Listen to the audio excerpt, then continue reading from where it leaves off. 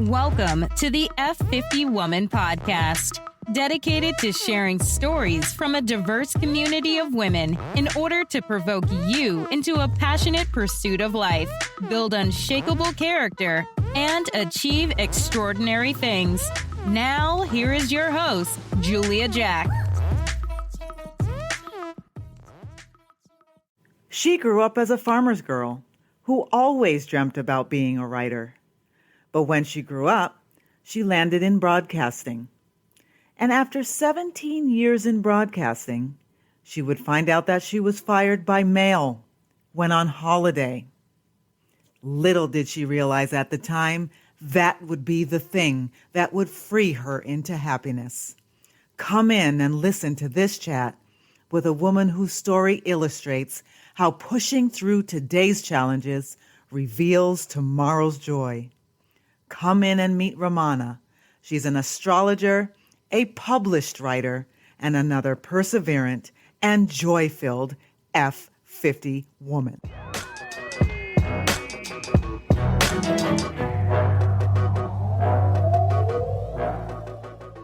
Hey, F50 women. We are here with Romana, a woman who has published 8 books and who's working on her 9th.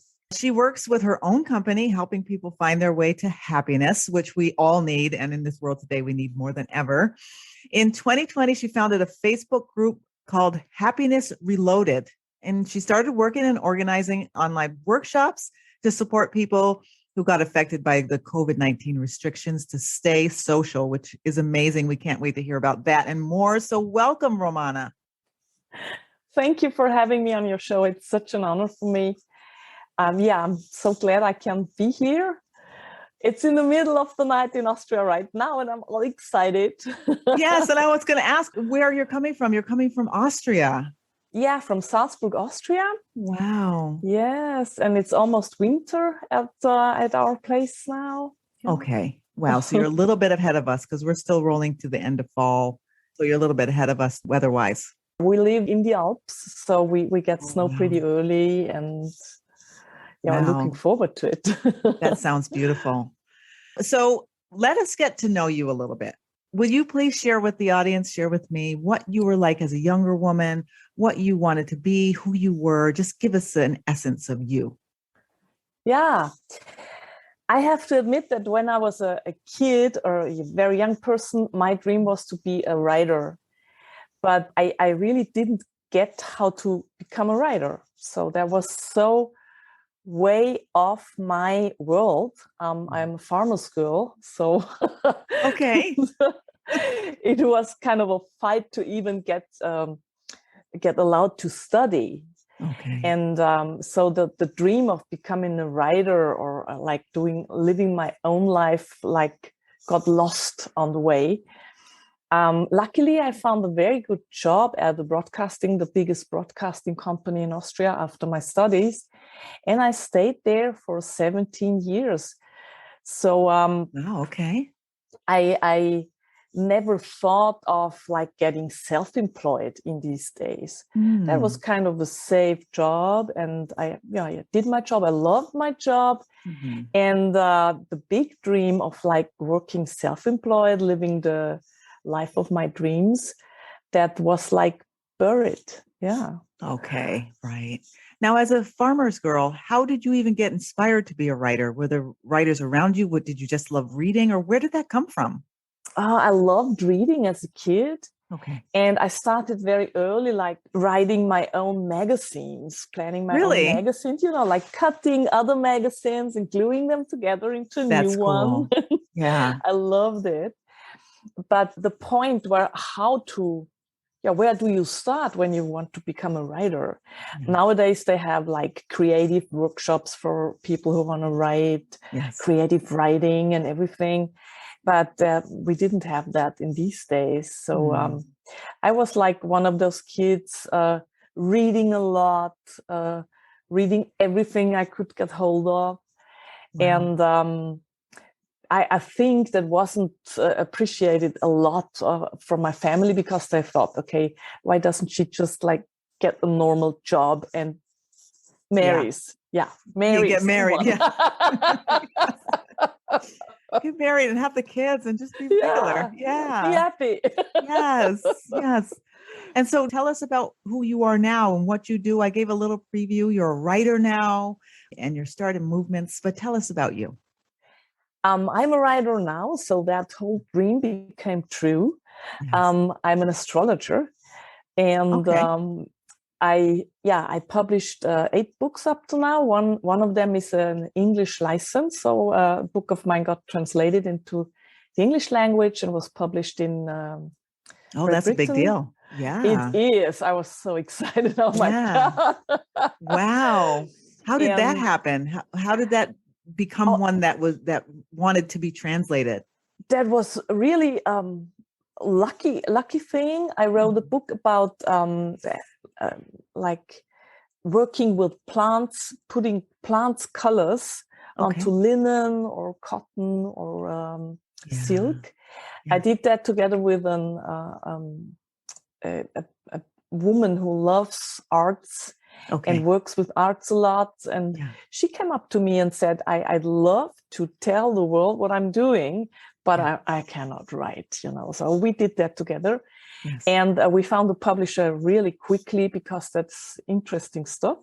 Yeah. And after 1 year, they said, listen, we sold that license to Great Britain. And here's the money. And I thought, oh my God. Wait, what does that mean? Yeah. Yeah. Now, at that point, did you understand what that meant and where it could go from there? Were you aware of that? Because I don't know anything about publishing. That was like, first of all, they had problems like writing my name because it's got the in it. Nobody can pronounce it, and they don't have the letters for it. That was the funny part of it. And the other part was thinking, okay, I did something which is really interesting for people. That was the most amazing part on it, because of course, if it's just published in Austria, it's interesting too, but we are a really tiny country. There are 8 million people living here. So that's a whole country. Yeah. If you think of cities like Bogota, there are 7.5 million people live there. That's almost all Austrians. Right. Yes. And so it's tiny, and then having the feeling, oh my God, it's on the British market and people are interested, and they get more and more interested in that do-it-yourself stuff again, right? Yes, we are. Craft, and they really want to learn it, how to do it. And that it was exciting. And one of my latest books now gets translated as well. Okay. Because a translator came up to me and said, listen, I want to do that job on a professional level. Okay. And I need one project I can tell. So a real book, which I translated. Yeah. I do that. Whatever book you want, I do it for you. And I said, wow, do it. Okay. Do the cookbook. That's the next one, which will hit the English market. Okay. What's the name of that one? That's Cooking with the Stars. Okay. Meaning, as an astrologer, I really do Angelina Jolie and then all them stars like in the sky. Yeah. I was thinking the other way around. I work a lot with the moon in the birth chart, which means how are you able to care about yourself, to nurture yourself. That tells a lot about that. Yeah. And of course, nurturing and caring has to do something with food and eating as well. It does. And I found out that there is no book at the moment on the German market about that, with recipes and everything in it. Okay. So I did that in the first lockdown last year. Nice. A friend of mine is a photographer, so she came over 12 times. We cooked all the signs. Yeah. And took lovely pictures and nice. Yeah, made a lovely book. And so these meals are to sort of align yourself in with your mental and emotional and physical. Yeah, it's for example, if you take the sign Leo in the star signs, that's in the deepest soul, those are persons who really need many people, many friends around them, a big table full of lovely food, and they don't care about calories or getting thin or something like that. Right. It's like they want to live life at its fullest. In its fullest. And that's what we did. Like we cooked Italian food with loads of olive oil in it. Right. Well, I'm curious what food you would have for Geminis. I'm a Gemini. You remember? That was, Is it crazy food? A little bit ice cream, a little bit. We said Gemini, they want, first of all, life has to be an adventure, right? Mm-hmm. Please don't get it lame. Yeah, it always has to be. So we said, let's do a picnic for them. Oh, so as I am a hobby gardener, and I have a lovely garden, I didn't mow the lawn, so it grew high with all lovely flowers in it. Right. And we put the setting into that lovely flowers. Yeah. And we made a wonderful Thai sandwich with peanut butter sauce, special one. Yeah. And we did food to go because Gemini doesn't have the time to sit down for hours, right? They have to go. Yes. And we did, for example, don't stop me, please. And I need much input. Give me more. Yes. Yeah. I love it. That's going to make a great gift. So it's out already in Austria, but it's not on the English market? Not yet. No, we're still waiting for the translation. And I told him, as we are working on the next book at the moment, I don't put some pressure on you. Just do it in your pace and when you're done. We'll have to look for that one. That's going to be a great gift for understanding that piece, because there hasn't been a book like that. No. But so now tell us, because it sounds like your life was so smooth and you just went from young person to older person and nothing happened in between, and you just, a straight line. Tell us about how you got there. How did you get from that young girl on the farm and that job you had for 17 years to being this amazing writer? What was your lessons, or give us some of that. There were two really big life lessons, and I love to tell about them because as you say, it sounds so easygoing, right? Yeah. But I think that life is very nice with us and tells us many times where to go. Yeah. And if we don't listen, it can happen that we just struggle. But that's not because life is bad. Life just wants us to put us on the right path. Yes. And the first lesson I had to learn was that that I don't live forever. I am a vulnerable person. Yeah. I had a real bad accident in skydiving at the beginning of my middle of 30s. Okay. And that was a time where I really thought life is like that. It's like working for the TV. You get enough money to do a hobby like that. Yeah. You go out, you go for dinner, you have loads of friends. Of course, you have loads of friends if you work for the TV. Yeah. And nothing ever will happen to me. Right. And then I had that bad accident. I broke my spine, and I felt at the moment I crashed the ground, I felt, that could be the end, of course. Wow. I mean, could have been. Yeah. And I was handicapped for months because I had so much pain in my body. I couldn't move properly. And I had to find out that some people friends, what I called them, leave you when you are not functioning like you did before. Wow. When you come up with deep thoughts about life and death, and maybe I'm not, they turn away because they don't want to hear it. Yeah. So I had to find out, first of all, I'm vulnerable. My body can break. Oh my God, that was completely new for me. Yeah. And I found out that this will change your life and leads to complete other people. Yeah. And that you have to choose your friends on a deeper level, right? Yes. Because those won't stay. Right.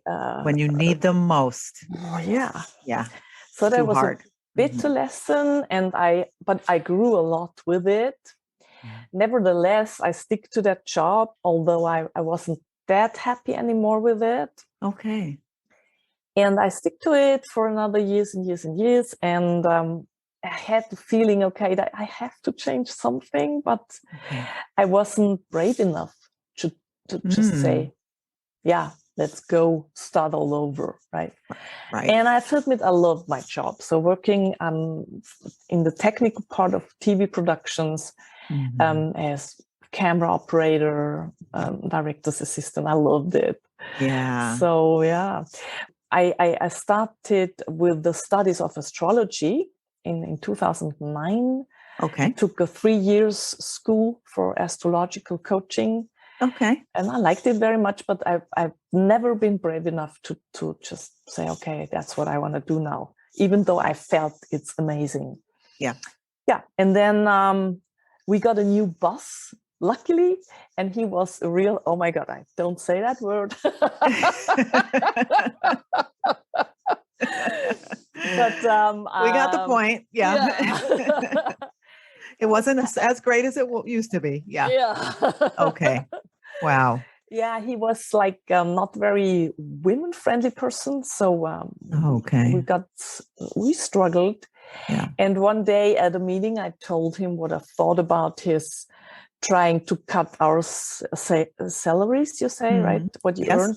Yep. And Salaries. what I think about, how he leads us. Okay. And I got fired after that. Wow. And when you did it, were you harsh when you did it, or it was just that you did it? I just told him I was 44 at that point. Mm-hmm. And I said, I'm not 20 anymore. Yes, and I don't live with my parents and get my car paid by daddy. Right. So if you cut us down to, he wanted to cut us down to €6 an hour, which is, it's just incredible. Yeah. No one of us will make a living.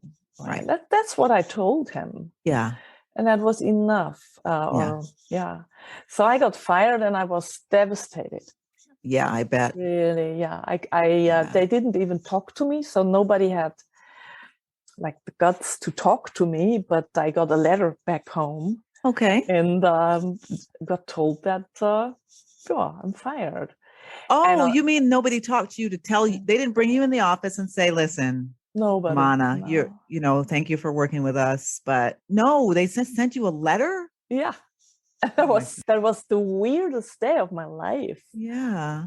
So you opened this letter in your house, and how long did it take you to actually absorb the fact of what did they just send me? No, the story was even more stupid because you in Austria you get a letter, you have to sign that you got it, right? Okay. That's kind of an important thing. But I was on a holiday. So the postman just put one of those little tiny papers where he tells, pick up that letter, right? Right. But when I came home from my holiday, that was so stressful. I came back one day before I go back to work, and I just got the loads of advertising and stuff out of the post box and put it into a bucket. And let's do that tomorrow, right? You do it later because you have other things to do. I didn't read that. Oh my God. So I went to work and I didn't know that I'm fired, but everybody else knew. No. And I started I was, that was my week camera operating for the news show. Yeah. And I was behind the camera with my earplugs on, right? No. And one of my, that's like a movie, right? Yes. One of my colleagues came up and said, what are you doing now? And I thought, what do you mean? Guess what I'm doing? I'm operating a camera. Yeah. I've just spent a beautiful holiday in Greece. So what will I do? I'm all happy. Yes. This is a good day. I'm back at work. Yeah, I'm back at work. Wow. Yeah, that was really. So you just did he tell you, or did he say, no. hey, Oh, I realized later. I realized he must have been scared, right? Okay. Or even maybe just what's that reaction about? I don't know. So. Yeah, maybe he's thinking, I'll just leave her alone because I don't know if she's going to lose it. 2 more of them asked me that way, and I thought, what? So you spent with me. You spent the entire day at work that day? Now, after 2 hours, one of them, he was like an older person who like, is brave enough. And he said, do you know that you are fired? And I said, what? What are you talking about? Yeah. That was amazing. So I like, stamped to the director's office. Yeah. I said, what's going on? They tell me I'm fired. He said, no, you're not fired. We don't give you a new contract. I mean, that's completely the same. The same thing, yeah. Same, yeah. Just different language you put on it. It's the same thing. Yes. We just let you go. They just let you go. They didn't fire you. Yeah. Lovely.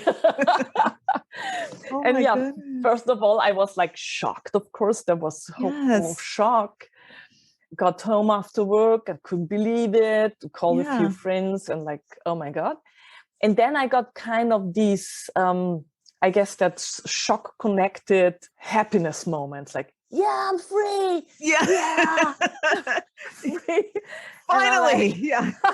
I just, I packed my backpack, right? And went to Munich airport and booked a week. Like, take me wherever. I've got 500 euros. Take me wherever you fly. Wow. And when I came back, I went to Turkey for a week. And when I came back, then I realized, okay, you cannot do that now for the rest of your life because you will run out of money. Right. Okay. So then it hit. Point. Yeah, that hit. Yeah. And, okay. I was devastated. Then tried to find a new job. I was like all self-confident, and I thought, come on, I've got 17 years of experience. I'm 44. I'm strong. I'm stress resistant. I'm an ex-skydiver. I felt like an ex-Marine. That's right. There's nothing you can't do. That's right. Yeah. But they told me at the job center that you are a woman, 44. Gosh. And in that business, in the TV business, they are looking for 22-year-olds, right? Because they are cheap, they work fast, they do everything because they want to be in that job. Okay. And I had to realize after 2 months that there is no job for me. Yeah. And that lady told me, you are overqualified. You've got that word. I hate it. Hate that word. I hate it so much. How are you overqualified? I can do whatever you want me to do. Yeah. Because I thought, I did my best. I finished 2 studies, right? Yeah. And now they keep telling me I'm overqualified. Would have been better not to go to school, right? Exactly. Yes. Just delete it. Yeah. Call the school and ask them to erase your records. Yeah.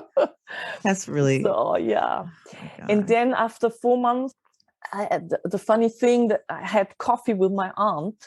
She supported me a lot in these days, like keep telling me, you are great, you will find something. And she told me, hey, you always wanted to write. She knew that.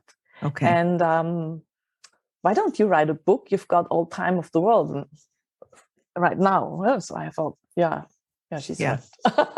She's So I thought, what could I write? I'm a hobby gardener. I've got no money. I'm afraid that I'm broken in half a year. Right. So I wrote a garden book for people who have no money.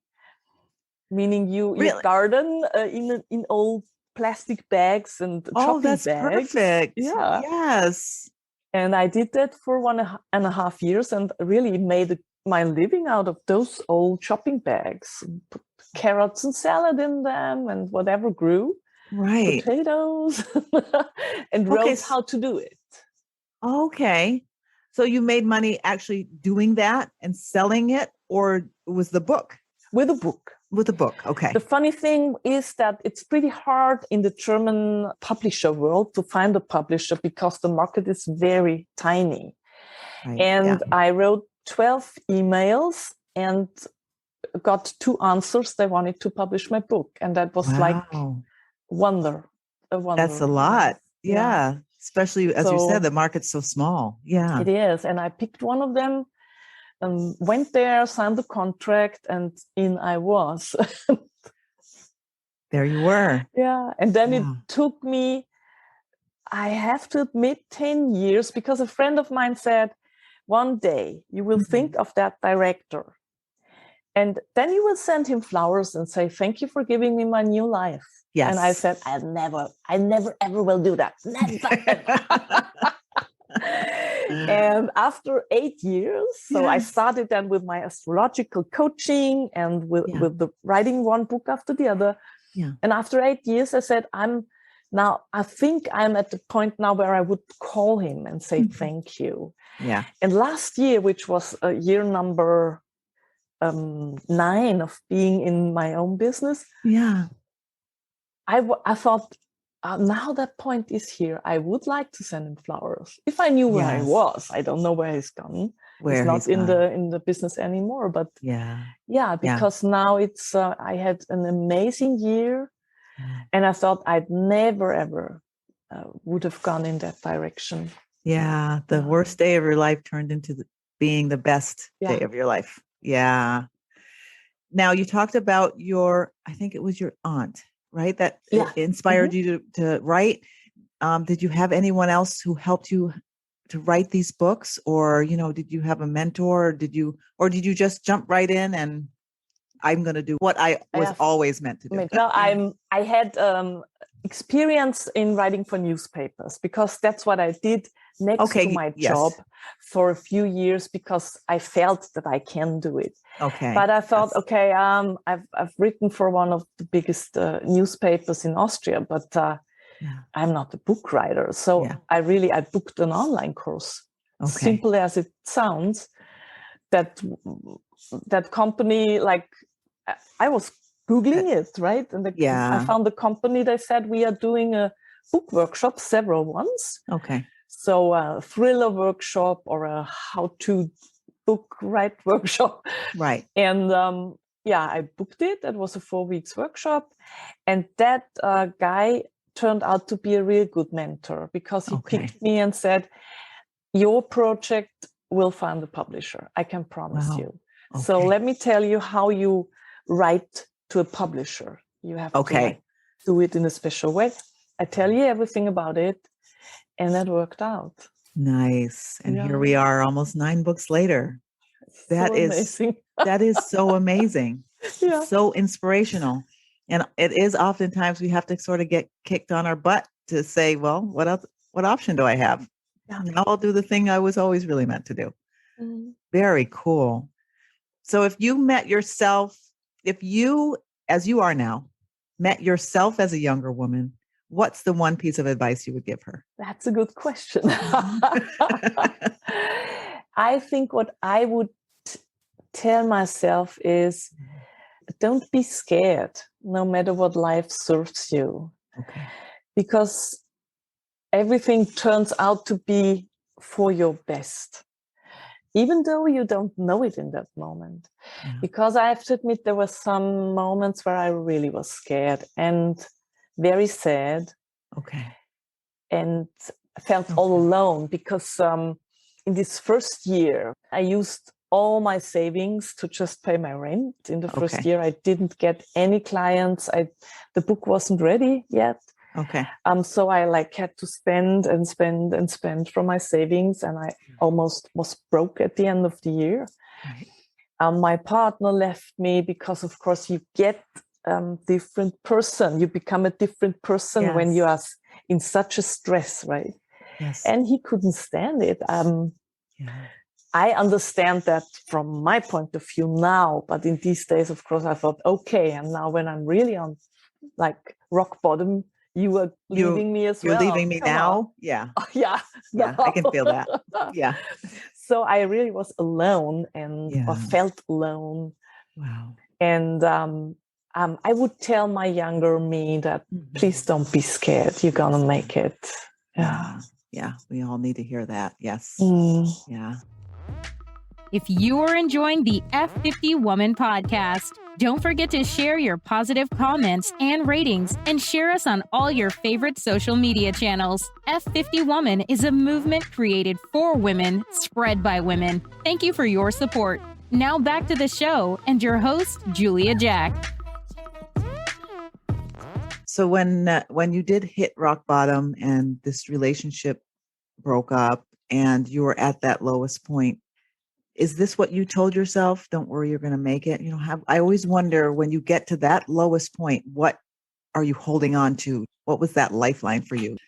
First of all, it was the astrological side. Okay. Because when I finished the astrological studies after 3 years, normally you do like 1 more year in training and then you found your company. But we all looked at my birth chart and said, there's some shitty time coming up. So, found now. Look at the chart again. You're wrong.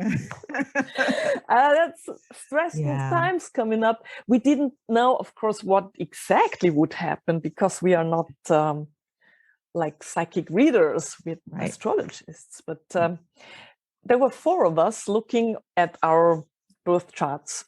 Okay. Once a month. Yeah. And one of them said, I don't know. That doesn't, it can be good. It can be but it's the road will be bumpy like this. Wow. So I said, okay, now I found the company right now, no matter what happens. Yeah. And I'm lucky I did that. Mm-hmm. And within the next year, I sometimes, of course, was swearing a lot like that. That astrological stuff. Oh, come on, it's not over yet. Yes, that's right. But I saw that it will, of course, get better. Okay. And we all should know that it's always getting better sometimes. But in astrological work, you have it like written down, and it's much easier if you see it, right? Yes. Than just think it. That was one point what made me stay alive. Yeah. And the other was the moment when I got that contract. That was in the first year. Yeah. I was, of course, very inspired. I have a contract. I have a publisher. Mm-hmm. I'm allowed to do that. I'm good enough to do it.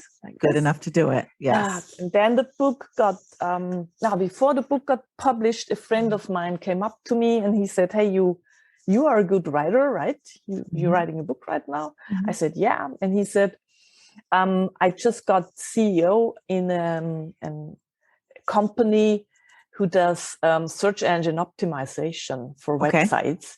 Okay. And we need once in a while, we need a writer who just writes text for us, press releases, whatever our clients need. Yeah. Would you like to do that? Mm-hmm. And I said yes. Okay. And that was another point because then the money started flowing. Regular. Yeah. On a regular basis, right? Yeah. So I did it as my own company then. I was going to ask that. I had another company. So the one is I'm an astrologer. The other is I'm a writer who writes for other people. Right. And with that, many more clients came up to me. For example, do you write birthday speeches as well? Yeah, of course I do that. Just give me the facts, I write that.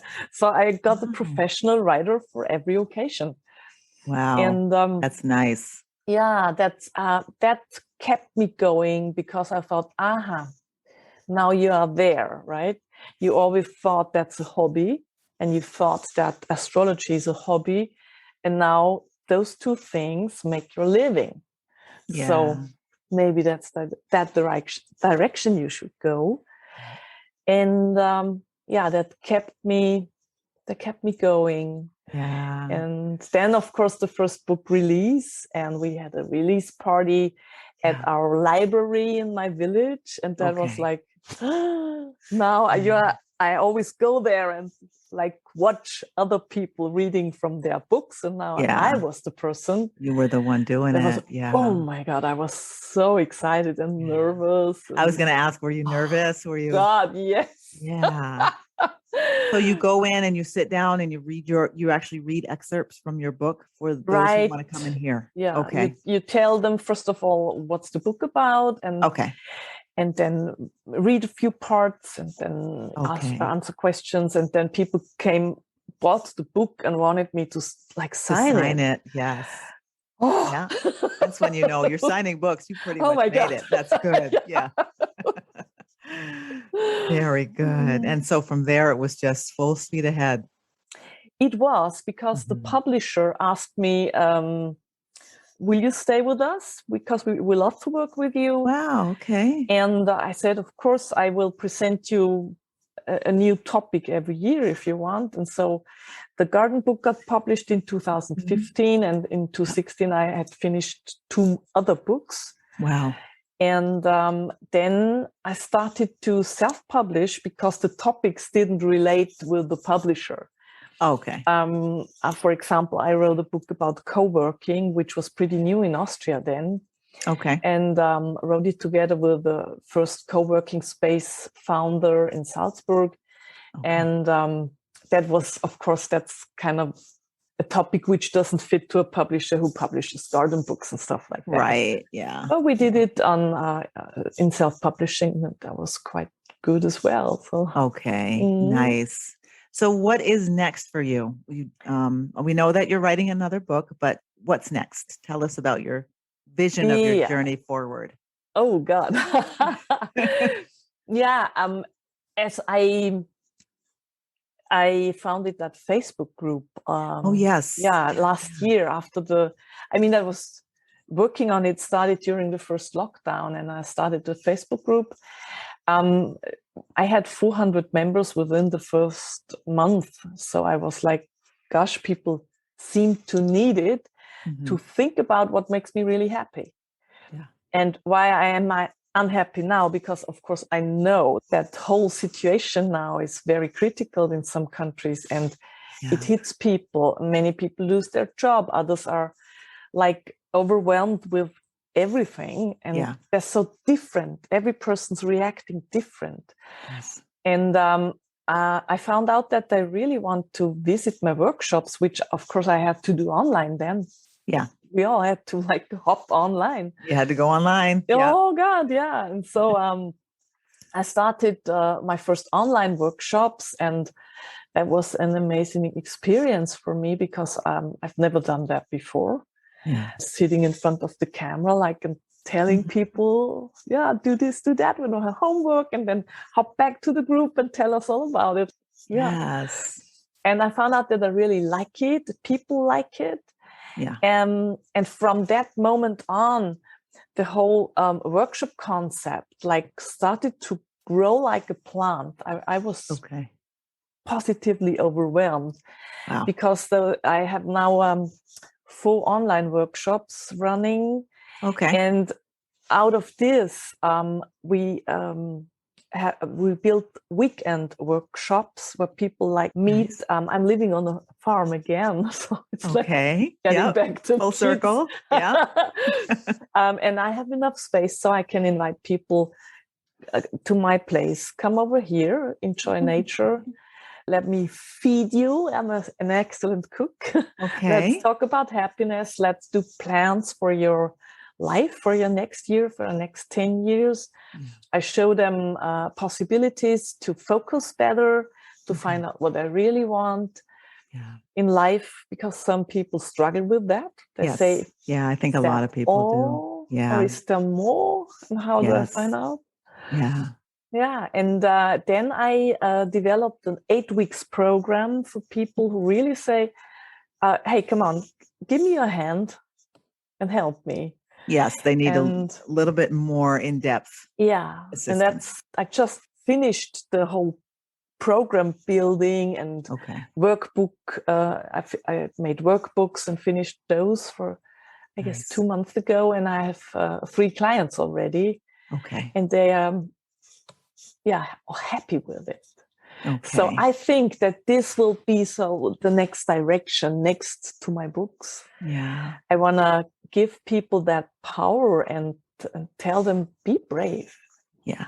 Yeah. Be brave and do it. And so this longer program is in person. Can they do it virtual or both? They can do it virtual. Via Zoom meetings. We've got 8 weeks. Okay. Every week, 1 hour meeting, and then they get homeworks to do. Get the homework to do. Okay. But of course, some people want to see me in person. Yeah. So last summer when I started it, 2 people just said, I want to see you in real. Okay. I come over but of course, as I do it in English as well, I have the program in German and English language. For the English people, English-speaking people, it will be better via Zoom, right? Yes. Yeah. So happiness.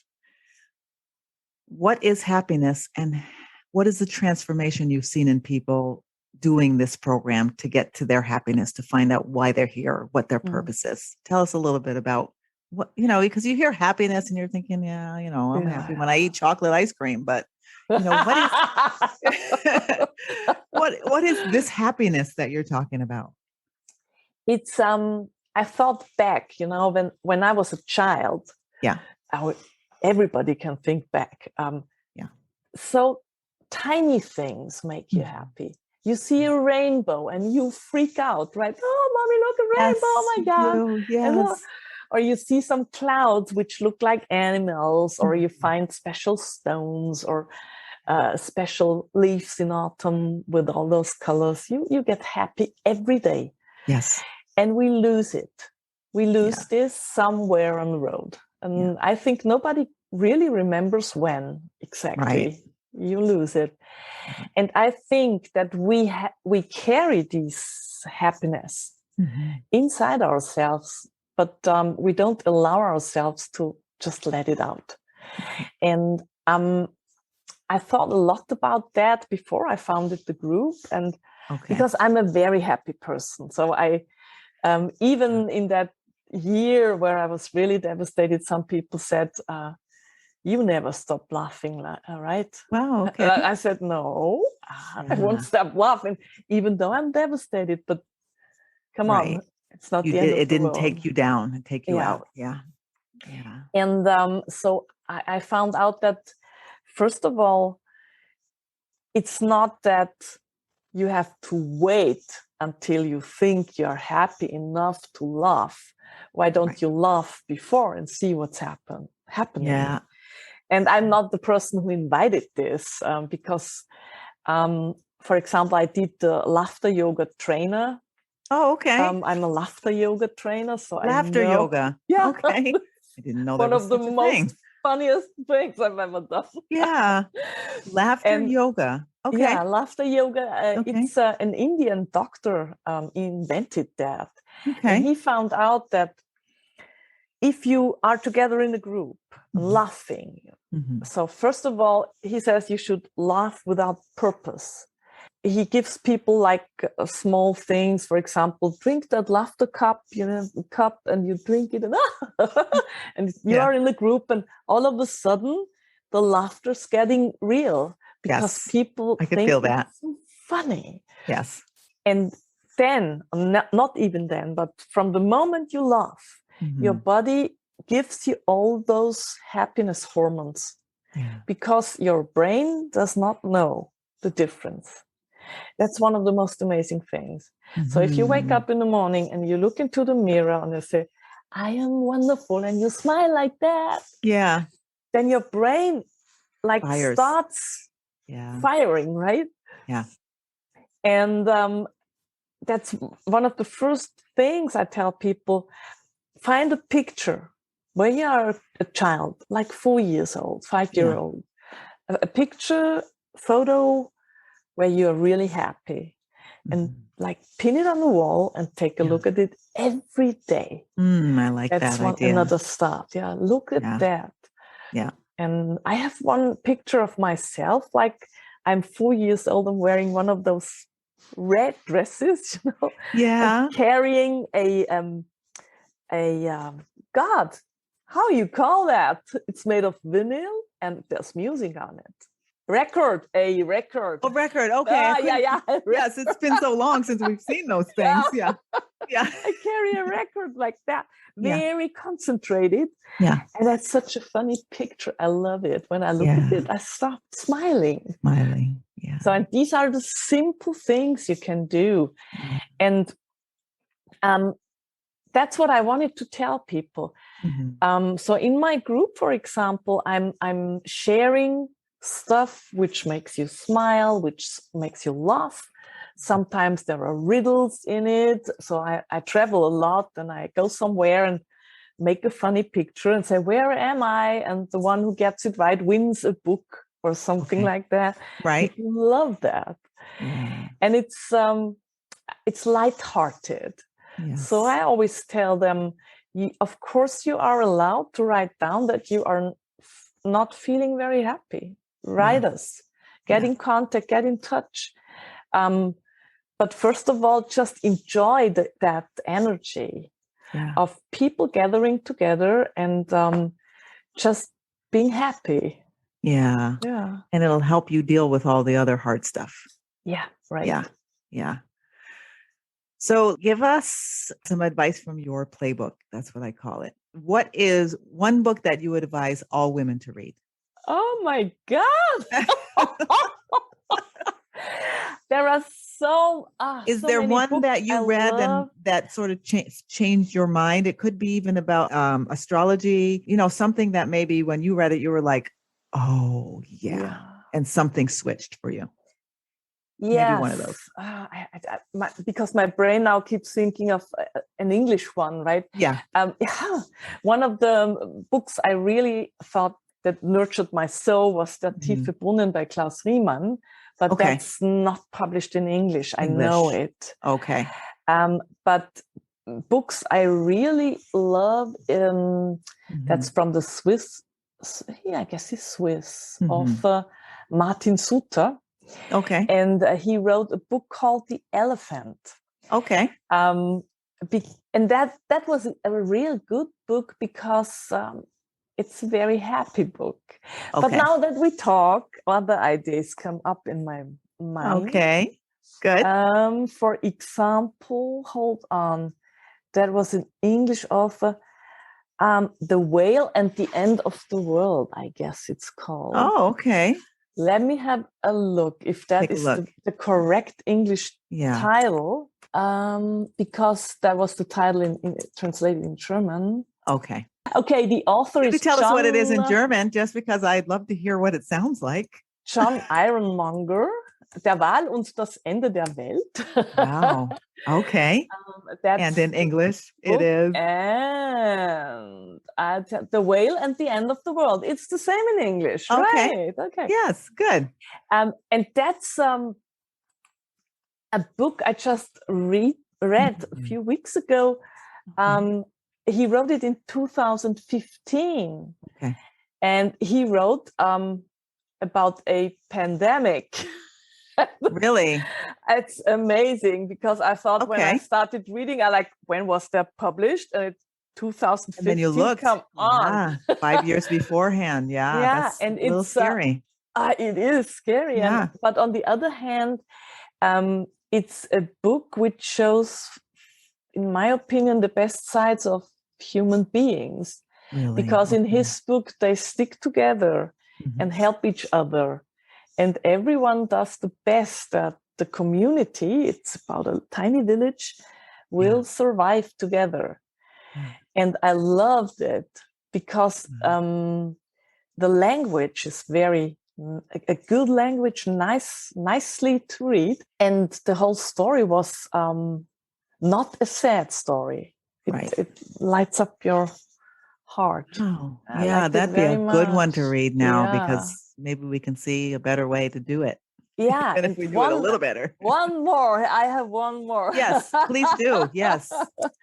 Hold on. I have to look.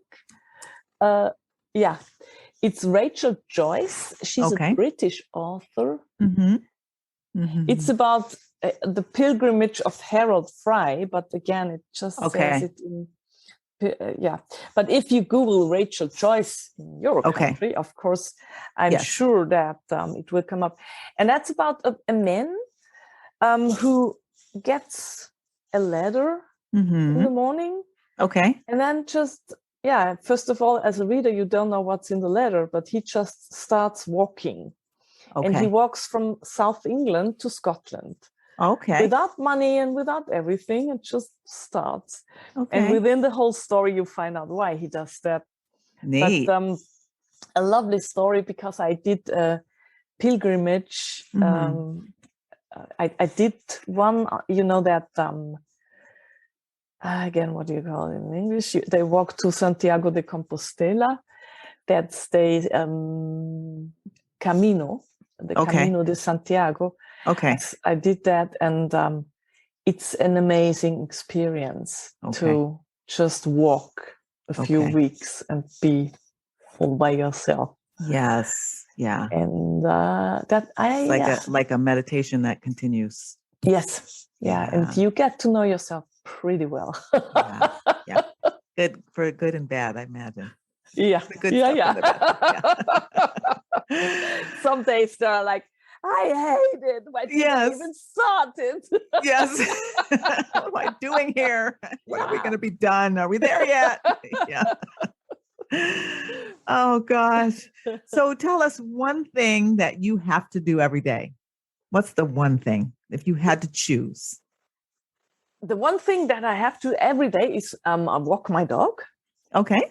I have to do that, and I love it, even though she's a very, very small dog. He's sleeping next to me at the moment. And rain, shine, snow, sun, every day. Okay. Every day, of course, because dog wants to get outside. Dog. Yes. And that's what I love and what I do every day.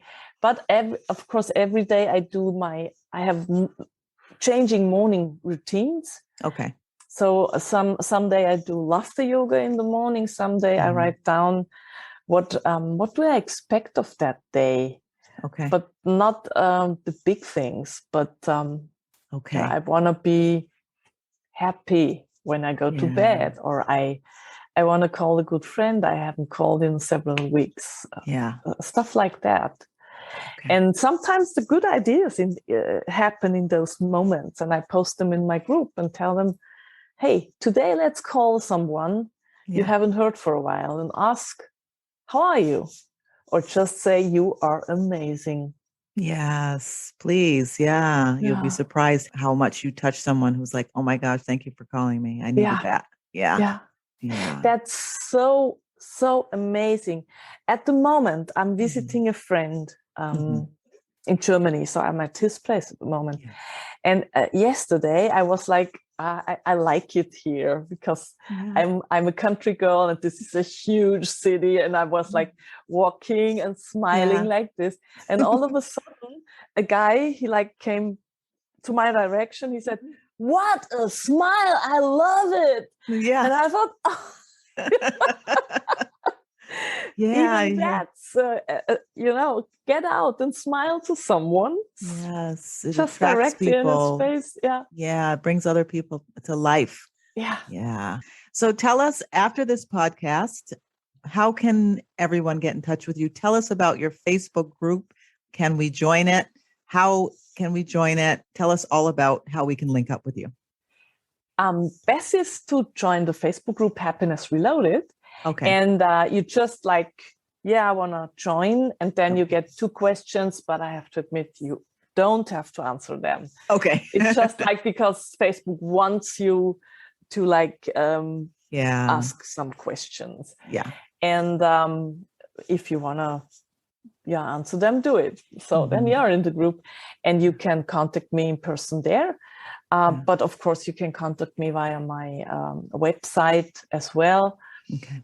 If you want to know more about astrology or happiness or whatever, then you can write me an email. But as I'm in the Facebook group every day, of course, I will react to all questions there. Okay. And let's change our lives by bringing out a little bit of happiness and figuring out what we're here for. I know there's so many people that are stuck. Yeah. And so I hope they join. And the worst thing that you could do is smile a little bit. You know, that's the worst thing. Yes, that's the worst. And the best thing you could do is you can change your life. Yeah. And the group, I have to tell that the group is in German and English. So sometimes you won't understand it. Sometimes you will.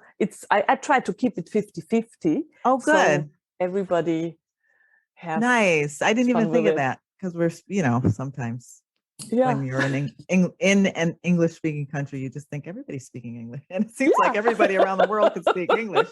I can't speak German, but so that's good. That's good to know. So then if somebody pops in there, they're not thinking, oh, this is in German, I can't do it. No, it's mixed because I know many people who most Austrians speak English, but some of them don't feel that comfortable with it. And Okay. I don't know it well enough, or I'm afraid to write back in English. Right. Because Okay. maybe they make a mistake. And so, Right. Yeah, I understand that.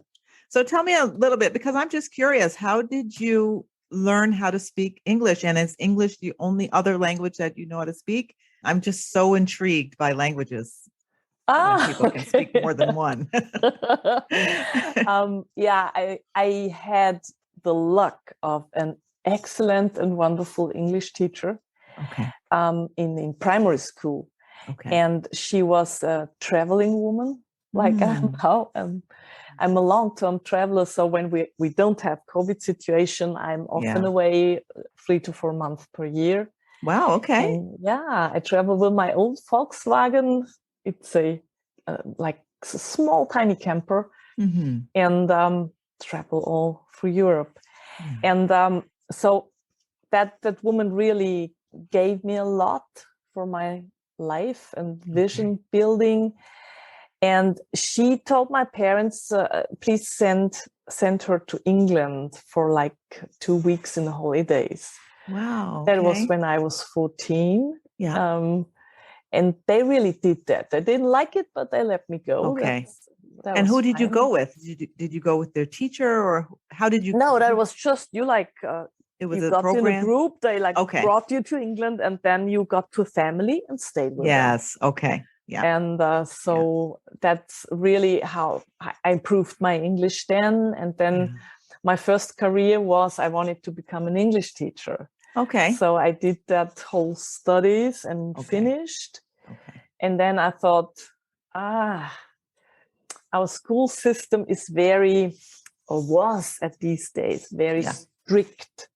Okay. And I had complete different ideas of how I would like to teach children. Yeah. So I thought I can't be a teacher right now. That's not possible for me.